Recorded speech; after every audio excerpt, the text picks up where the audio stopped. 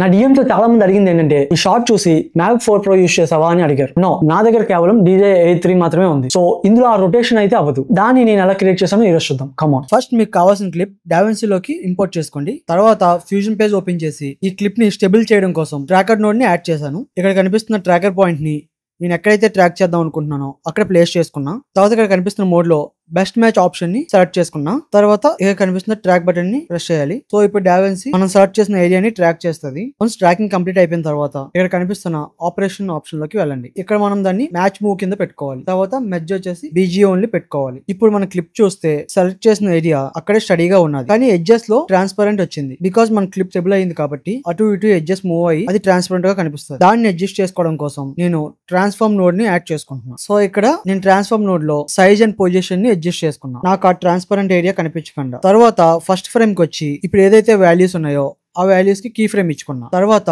End frame కి వచ్చి ఇక్కడ కనిపిస్తున్న యాంగిల్ ఉంది కదా, ఆ యాంగిల్ ని అడ్జస్ట్ చేసుకున్నా. సో అప్పుడు నా క్లిప్ అనేది రొటేట్ అవుతుంది. అలానే మళ్ళీ మనకి ట్రాన్స్పరెంట్ ఎడ్జెస్ వచ్చాయి కాబట్టి సైజ్ కూడా నేను ఇంక్రీజ్ చేసుకుంటున్నాను. సో క్లిప్ అనేది స్టార్టింగ్ నార్మల్ గా స్టార్ట్ అయ్యి ఎండ్ వచ్చేసరికి రొటేషన్ వస్తుంది. సో ఇలా నేను ఫేక్ రొటేషన్ మూవ్మెంట్ ని క్రియేట్ చేసుకున్నా. అండ్ ఇక్కడ ఈ క్లిప్ మరీ స్లోగా ఉంది కాబట్టి దాని స్పీడ్ ఇంక్రీజ్ చేసుకున్నా. సో ఇక్కడ మీ వీడియోలో చూసినట్టు స్పీడ్ గా స్మూత్ గా రొటేట్ అవుతూ కనిపిస్తుంది. ఈ వీడియో మీకు యూజ్ అవుతుంది అని అనుకుంటున్నా. Follow for more.